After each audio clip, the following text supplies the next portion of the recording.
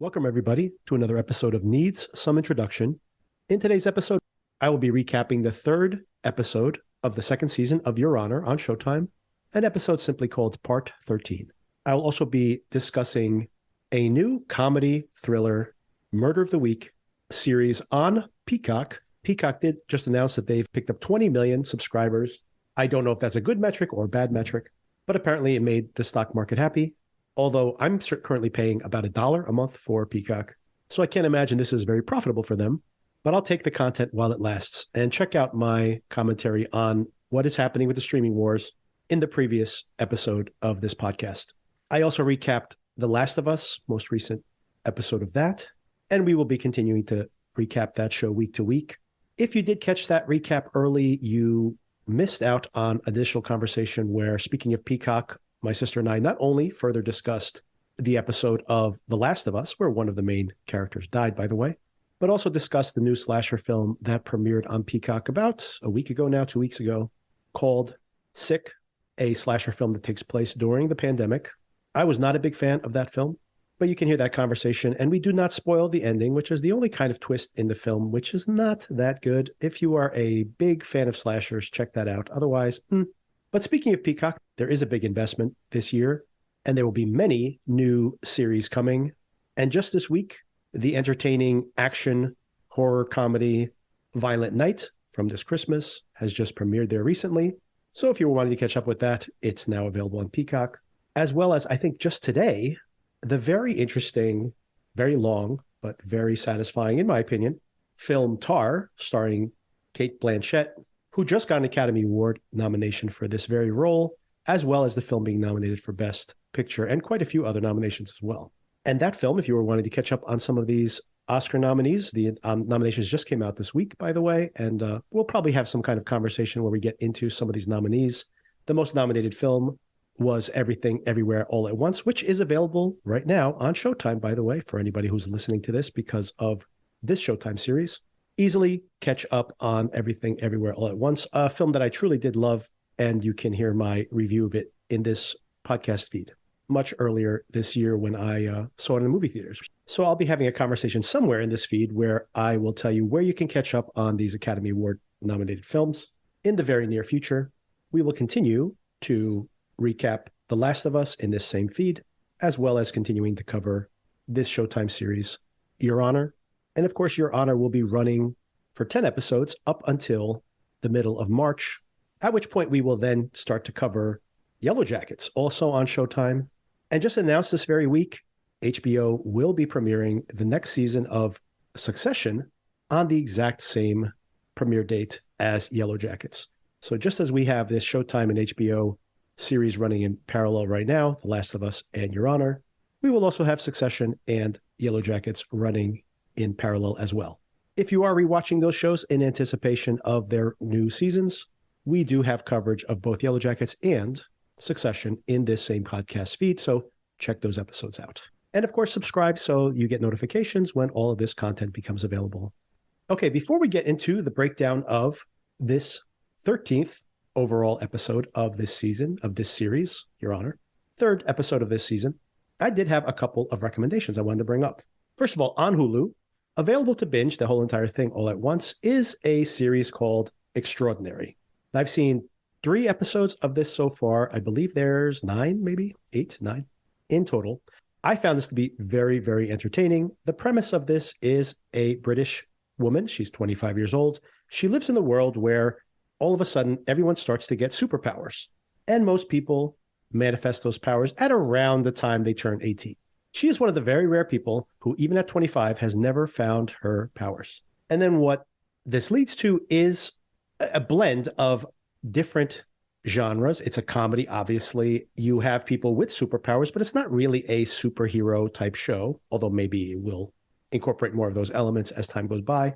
But mostly what it feels like is one of these common British comedy genre of these young adults who are still trying to find their way in the world. They're still kind of losers. They're living on the fringes of society. They're underachievers. This is, as I mentioned, pretty frequent genre of film and TV series, especially in Britain. But adding this science fiction element to it makes it feel fresh. Plus, it's just very funny. The comedy here is all character driven, but exploits the strange conceit that people start to develop these superpowers in a couple of very interesting ways. First of all, is the fact that she doesn't have the superpower, so she really feels like an outsider.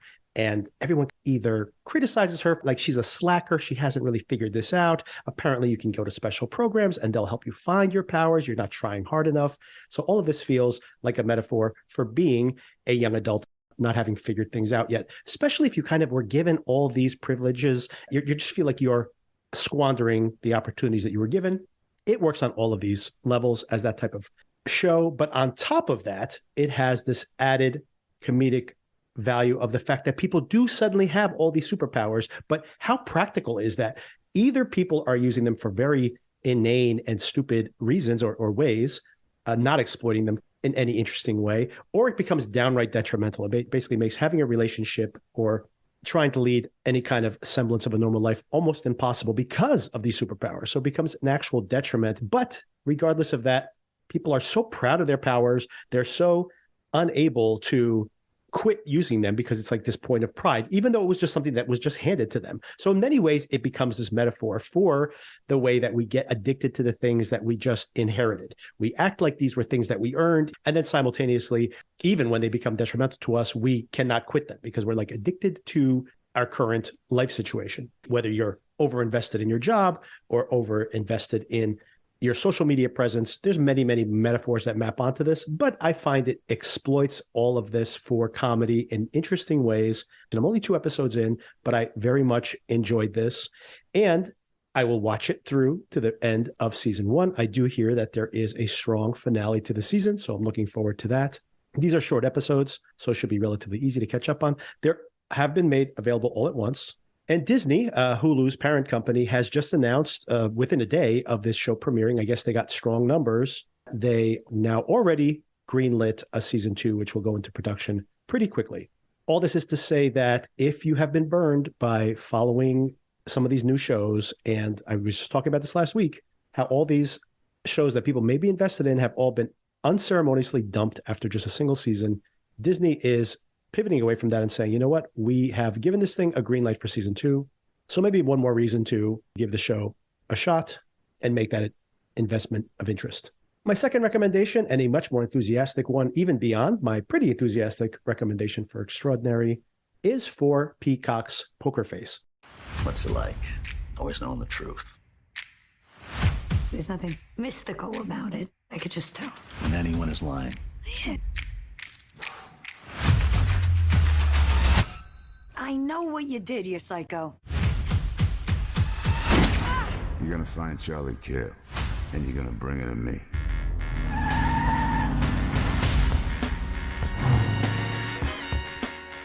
You live on the road, right?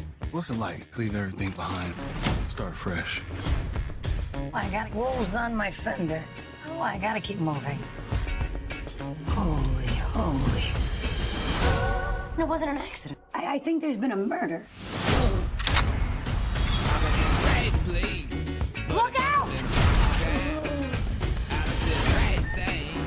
I have been kind of a death magnet.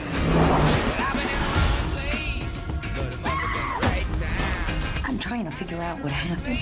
You watch too much Dateline. I could tell she was lying. What is it? It's a woman's intuition? No, it's not like a tampon commercial, okay? It's a real thing. There has not been an instant green light for season 2 to this show, but I would guarantee you that this is going to perform well, especially by the standards of Peacock, and will almost certainly get picked up for another season. There's 4 episodes that were made available immediately. I've seen the first 2. Episode 1 is available to everybody, by the way. Even if you don't have a Peacock subscription, even the free version of Peacock gives you free access to the first episode. And you can even just watch it on Apple TV as a free play on Amazon Prime. Everywhere pretty much has the first episode available for free streaming. And this is a terrific hour of television. Like, I always complain about how pilots are pretty bad. This is an exceptionally excellent first episode of this show. It's called Dead Man's Hand. This show, by the way, was developed by Rian Johnson, who just made those Knives Out films, The Glass Onion, which of course have been a huge hit on Netflix just recently. For me, I had my issues with Glass Onion. I also had similar issues with maybe a little a little too much snarkiness in his tone in both of those Knives Out films. But I have none of those reservations with this first episode of the show, which he's developed, but also this specific episode, which he has written and directed. This has the framing device of the old Columbo movies and episodes where the murder is committed at the beginning of the episode. We see the murder committed. We know exactly who did it. We know exactly how they did it. And then in those Columbo episodes, he would come investigate, and little by little, by questioning people and finding holes in their stories, he would start to piece together what actually happened. And we're along for the ride. That's kind of the pleasure of that framing device. Very similarly, the murder occurs at the beginning of this episode. And what we discover soon thereafter, we flash back to the day before the murder. And we get introduced to our protagonist, who's played by Natasha Lyonne from Orange is the New Black and the American Pie movies. And of course, Russian Doll, of course, on Netflix as well, just to name a few things she's been in. And she's living out of the trailer. She seems to be just squeaking by. This is taking place out in Las Vegas.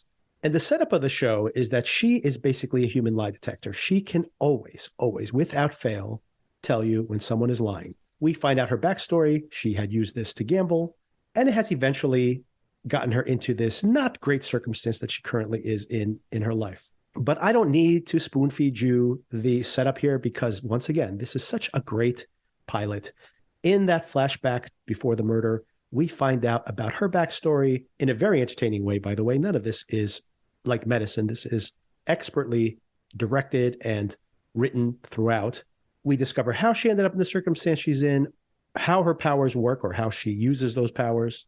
And of course, over the course of this episode, she is using those powers to discover what's happened to this murdered woman at the beginning of the episode, who turns out to be one of her friends.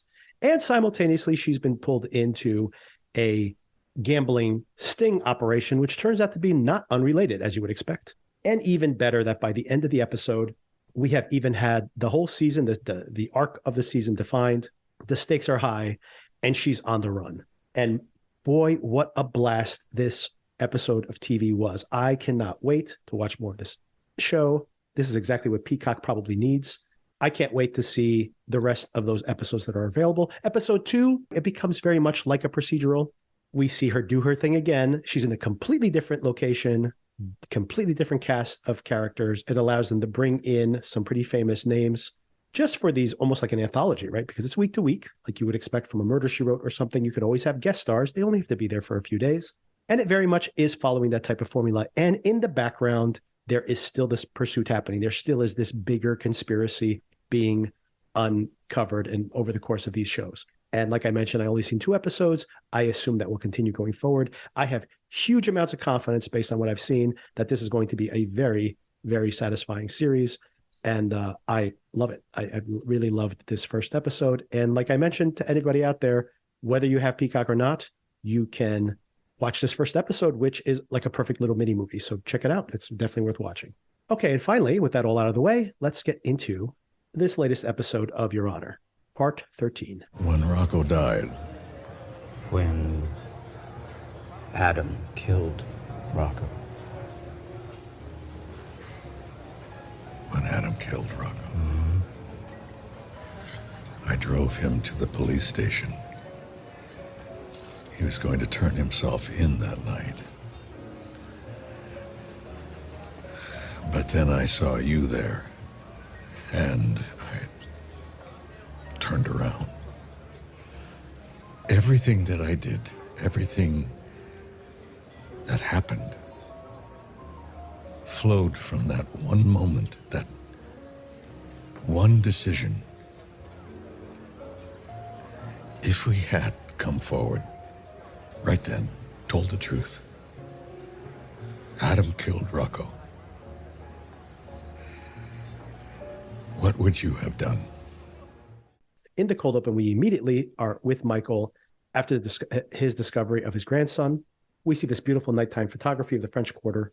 Olivia somehow has psychic powers, or is just has tracking devices all over Michael, knows exactly where he is and exactly what he's doing. And Olivia calls him up and says, "Hi, Grandpa." She is loving messing with Michael here. Michael tells Olivia that he's not made for this. She says, "I know exactly what you can and cannot do. I know what you're capable of. I just need you to be you." He asks her, "Well, why? Why me?" And she says, "Because you have relationships that no one else has." And all she needs from him right now is for him to love that baby. So once again, we still don't know the shape of this full conspiracy, but she does seem to be fully aware that all she's trying to do is to get Michael close to the Baxters and get that information, what it is. She doesn't even know what she's looking for. This might just be a fishing expedition at this point, or it might be more orchestrated than that. We still need more clarity on her plan, as does Michael. But maybe, and here's the thing that I like about the way the show's progressing right now, maybe it's better that Michael does not know her plan, because of course, if he knows, he can't be guileless. He can't ingratiate himself with the Baxters if he knows what the end game might be. We also see him at work. He's getting better with that butcher knife. Is this foreshadowing? Remains to be seen. And later that week, he goes to the park where he meets with Sophia and sees the baby. Pretty quickly, this must be right by the hotel, I would assume, Carlos sees Michael and his sister and starts asking a lot of questions. Michael gets uncomfortable and takes off. Carlos says he's going to follow with Michael to make amends after chasing him off. That's what he says to Sophia, although that's really not his intention. They have an altercation. And Michael finally says to Carlo, don't you worry about karma? And Carlo says, it hasn't caught up with me yet. Michael does remind him that Kofi's brother tried to kill him. And ouch, Carlo says, but he missed. Of course, that's the bullet that killed Adam. Michael absorbs this, but doesn't take it fully lying down. He just says to him, you know, you remind me of Harry the Hook. And then he wanders off. This, of course, is a seed planted in Carlo's mind. By the way, early in this episode, we'll get around to the Baxters in general, but we see Gina holding the baby and feeding it. So mystery solved based on our previous 2 weeks' conversations with Sona and my sister. They do indeed know about this baby, as I suspected. They made very good points that it is not made overt. You would assume at some point these parents would say, well, I want her to move back into the house with us so we can help her with that baby. They are absolutely correct. Those words were never spoken. But at the same time, I just felt like it would be a terrible, terrible plotting miscalculation to keep this baby a secret, especially if it doesn't give any kind of dramatic payoff. So here we are in episode 3, believe it or not, of the season to finally have confirmation that they do know that the baby exists. Olivia wants a debrief from Michael after she meets with Sophia and Carlo, and he's reluctant to give her much information. She says, why are you trying to protect them? Why aren't you helping me out? He says to her, why do you care so much? And she really just seems to be trying to get any kind of lead that might lead her to maybe a weakness in the family. It's purely fishing at this point, it seems to be. But she does make a good point. Why don't you care at all about some level of justice?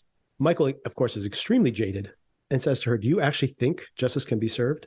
And that is one of the themes here in this episode, and maybe of the show in general, is this idea of, can justice actually be served by all these systems that supposedly are built to give us the appearance of justice? Later in the episode, Olivia also meets with Detective Costello. She's trying to get them to be partners. What's her plan? TBD. But what she mentions is that I'm having trouble motivating Michael. So I need you to motivate Michael. Of course, Detective Costello is still a little sore for the fact that Michael, quote unquote, got away with the original crime. Olivia's trying to convince her that there's much bigger fish to fry here, and she wants to bring her in as a partner. Meanwhile, over in the Baxters, this is a very Baxter-heavy episode.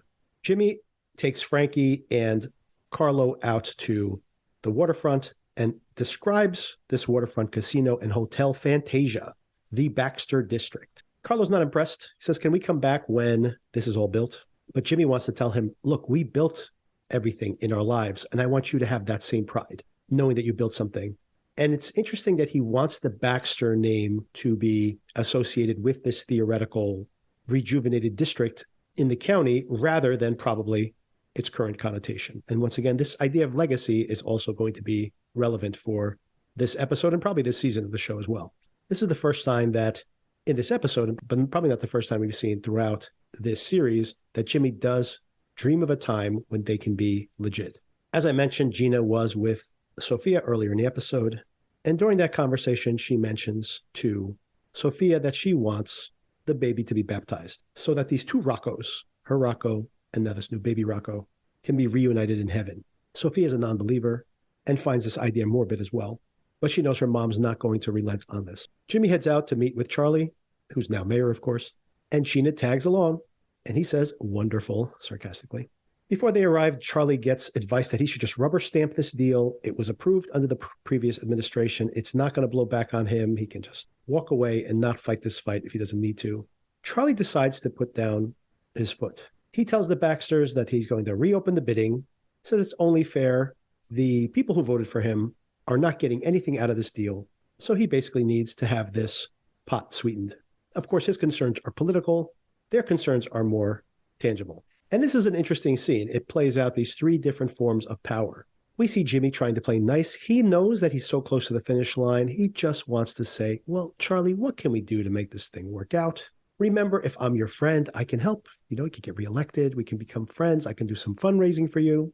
All of this is implied, of course. Gina, on the other hand, of course, immediately says, we can also be the worst enemies you can have. And throws in his face, I know that you helped out trying to get that deal across the street at the bar. Big Mo wants to buy that bar, and I saw you there. So threatening blackmail and intimidation, two very different styles. And meanwhile, you see Charlie, who's also trying to push his own agenda and also knows full well that this deal that they won without competition was because the only other bid on the table, it's implied, was someone who was assassinated by the Baxters and just disappeared the day he was supposed to be making this bid. And Charlie gets to say, well, I'm doing it for the people. So maybe what he simply wants to do is get a deal in place that makes him look good politically, even if he has to, in the end, give them what they want. And once again, as I mentioned, a very interesting presentation of these different mechanisms of power. Following up on this, Charlie does go and visit Michael at his house, at his mother-in-law's house. This is where he mentions to him that he doesn't want to give the Baxters what they want. It's implied that they've murdered people to get this deal done and then scared everybody else off of making any kind of competing bids. But Charlie is in general concerned. What did the Baxters have on him? Has Michael said anything to the Baxters that might blow back on Charlie or anybody for that matter? Michael says to him that Charlie is his only friend, which is true. And he would do anything to protect him, possibly true. But he's also hiding a big thing from Charlie here. So we're seeing that Michael is getting better at telling the truth and telling a lie at the same time, something he was pretty skilled at in season 1, by the way. But maybe there is a hint here that there's more cunning here with Michael than at first meets the eye. Maybe Olivia saw this in him when she said, I know exactly what you're capable of. Maybe she means, I know you're capable of things that you don't actually think you are capable of doing, Michael. Later, we see Gina and Jimmy, and they have a pretty ugly confrontation. Gina is trying her hardest to have the club sale revoked across the street. She does not want Big Mo moving in so close to them. She starts to throw in Jimmy's face that the name Conti used to mean something in this town. If this hotel had that name on it, no one would mess with us. Attacking the way that Jimmy has managed this crime syndicate that he's inherited through her family line. Jimmy once again points out the fact that he's got much bigger plans and that her petty vendettas are going to ruin it all. This gets physical. He has to drag her physically to one of their rooms, and he tries to calm her down by holding her. She mocks him for not doing enough because he at one point says, what should I do? Should I have Frankie go and kill Big Mo? Is that what you would have done? And she goes, hey, why don't I get Frankie to take your place in the bedroom also? This makes him release her, and Gene is always going for the jugular. Jimmy, with all of this heavy on his mind, runs into Carlo, who's checking out the security cameras. Of course, Michael's mention of Harry the Hook has been weighing on him, and he mentions to his dad, did I just get lucky winning my case? And his dad tries to brush it off, saying, well, don't worry about it. There's no double jeopardy. But of course, Carlo's done his due diligence and checked out Harry the Hook, and it turns out he was convicted decades later for the same crime, because it turned out in the eyes of the court, he never was found innocent in the first place because the judge was compromised. And here we have the exact same circumstance with Michael as well. I'll have to ask Sona when we catch up as to whether this is true. His dad asks him, well, where'd you hear this information? Where'd you get the story? And Carlo points at the security camera and says, that person right over there, it's Michael getting a drink at the bar. Jimmy and Frankie go to pay Michael a visit. And here we have another really excellent scene. He tells Jimmy, you know what? Adam was going to turn himself in that day at the police station, and everything that happened after here, all these terrible things that have happened, all came from that one decision. So he says to Jimmy, if my son had just been honest and said everything, what would you have done? When you saw me at the police station, what did you see? A detective was speaking to you. Then you watched me lose my son. Did I react differently than you'd expect a man to react? No. And why did you choose to see me as a monster? Maybe you wanted to walk out of that police station and just have it all go away. Perhaps I was your excuse.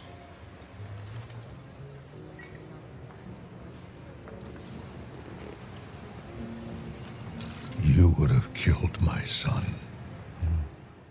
Jimmy tells him he was a kid. He was scared. I wouldn't have killed him for that. It's not his fear that got him killed. It's your fear, Michael. Your fear got him killed. Now, I very much like this scene because it leaves this very ambiguous space. Is Jimmy just messing with Michael? These two great actors are just trying to read each other here. Jimmy might be messing with Michael, but maybe he also wants to believe that I would be that better person. But would he have been? So there's a lot of ambiguity here. And we can, in this moment, wonder, well, what is the point of this conversation? What are they really telling each other? What do they really believe about this themselves? I like this kind of ambiguity, and I would have left it exactly as it is. But of course, that's not what they decide to do. Immediately as he walks away, Frankie asks, is that true that you would not have gone after his son? And Jimmy responds, I would have killed him with my own hands. So undercutting all that ambiguity, once again, I would have preferred the ambiguity, just my personal taste. Meanwhile, in the world of Big Mo, speaking of Big Mo and her intersections with the Baxters and Gina's vendetta against her, she's worried about handing all this money over to Little Mo. She reminds him, remember the last time I entrusted you with something that was really important? She's talking about Eugene here. She mentions that you lost him. Apparently, Monique does not know where Eugene is, that he's actually staying with her sister. Lil Mo, with his cash, goes to visit his aunt and his cousin. She's happy to see him, but she doesn't like seeing that big duffel bag. She knows what that means. She knows what her sister's up to. And when Little Mo means, yeah, she's doing well. She's actually trying to buy this club. She has a snarky response. I guess they don't mind that the club money is coming from drug money. And they go and have dinner. Eugene, of course, is there, and his artwork has become more positive. He has this new character. His teacher asks, oh, who's that character now? He says the character's name is Kofi, of course, just showing that his brother's death is still on his mind. And another reminder, when one of the lockers is slammed, you see Eugene flinch, still haunted by the sound of that gunshot. Monique is still trying to close that club deal and finds out that Gina has tried to cut in front of her and has even offered the owner more money. She says, I'm either going to make this deal with you or with your kids after you're dead. This poor guy, this club owner, is between a rock and a hard place. He's probably under the threat of death in both regards, from Gina and from Monique. And he says, okay, I'll do it, but can you at least match her price? And she's going to give me cash by Friday. Monique calls up Lil Mo. They've been waiting all day to make this drug deal. If this guy had just not been doing travel baseball, that money would be gone. But it turns out that they've been waiting all day to deliver this money. So he still has it. And she says, bring it back. I need the extra money to close this deal. Little Mo tells Trey, that's it. We're going back. Deal's off. Trey is freaking out at this point. He did not want to be a middleman. And now all of a sudden, he's worried that this guy is going to come at him if this deal doesn't come through. This drug dealing baseball coach. This leads to a physical altercation that gets completely out of hand. At one point, Lil Mo throws Trey through a glass window. This attracts the attention of some cops that are picking up dinner nearby. When the police officers try to break them up, they accidentally break one of their noses, which now you have to assume these guys are definitely going to jail. They've caused some property damage by breaking that window and have even inadvertently attacked a police officer. Luckily for everybody involved, Eugene was there and escapes with Little Mo's phone and a duffel bag full of cash, most importantly. Eventually, he's pacing around, I believe, in his aunt's house, and then Big Mo calls. I am pretty sure Monique does not know that Eugene is staying with her sister. So it might be a shock if he answers that phone, but probably can't ignore the call either. So there's a lot of suspense about this specific circumstance. Will Eugene somehow save the day? Will they be forced to buy the heroin? Or will that money end up back in the hands of Monique so that she can buy that club? This is probably the most nebulous circumstance in the whole show at this moment. Surprisingly, more stakes here than I anticipated based on season one. At the end of the episode, Michael meets with Sophia. He meets her at her hotel room at night, but the baby has already fallen asleep. She tells him that her mom wants the baby christened, and he mentions that Adam had also been christened, even though it was against his wishes. He fought with his wife about it, since he is also a non-believer. Michael's wife at the time wondered, why did he fight so hard? If he didn't even believe, then why was this something he decided to fight against so much? And Sophia asks if he feels bad that he gave in. And he says, in retrospect, he only wishes that he'd given in more often. Maybe all that additional friction was unnecessary, considering that she's no longer with him. Sophia has to leave the room, and the baby wakes up. Michael goes over to soothe him, And this is the first time we see him physically interacting with the baby, who seems to be calmed by his presence. Good baby acting here, by the way, with the way he looks at the approaching Cranston, and then his eyes shift over as someone else arrives. We hear a door in the background, and we assume it's Sophia coming back, but it's not. It's actually Jimmy. Jimmy's entered the apartment, and he's caught Michael there. And we end the episode on this pretty amazing shot. Here we have these two adversaries, both looking down on their grandson together. And here we have an episode where these two people had literally had a conversation about which one of their sons should have died or should have paid the price for what had happened. And literally talking about how Adam had killed Rocco and how Jimmy would have basically killed Adam given the chance. And now here they are, suddenly allies, side by side, taking care of this baby. So these sons have basically been like merged together physically, embodied in this child. So how did I feel about all this? I thought this season of the show so far has proven itself to be a better show than it was in season one, honestly. It's deeply exploring these ideas of power, corruption, family, and loss. The heart-pumping suspense, for the most part, has dissipated, but I actually have empathy for the situation for almost everyone here on the show. Michael has betrayed his principles to try and save his son, and now is paying the consequences for that, but now wants to redeem himself through this grandchild. Jimmy wants to be legit so that his daughter and his grandson will live in the world where their name is not synonymous with being criminals. Charlie had to play dirty to get elected, but now wants to be an honorable man in a very corrupt, notoriously corrupt city, but he's already dirty. So can he ever get the dirt off? Big Mo wants to buy this club, which represents this stain because of what happened to her father, how he was treated there years before, but also maybe just wants to go legit as well. And this is a step in that direction. But is this all going to go up in flames because of these connections back to the underworld, as well as this family that might be exposing her right now via this blown heroin deal? As I said, I have sympathy for almost everybody in this circumstance, but not so much for Gina. Gina wants things to be the way she wants them to be. She wants them also to be the way they were, her family business, the way it was, and the respect and fear that it used to elicit in the community. And those family traditions as well, the baptism just representing this culture that she's hanging on to. And the question becomes, is that going to be the winning philosophy here at the end? It is possible that Big Mo and Michael and Jimmy fall by the wayside, and Gina rises triumphant, her and the grandchild, for her to parent into another generation of exactly the same issues. That would be a bleak ending to this series, but it is possible at this point. Also, it's interesting that they have developed the Big Mo character this season, and it's an interesting perspective to bring into the show.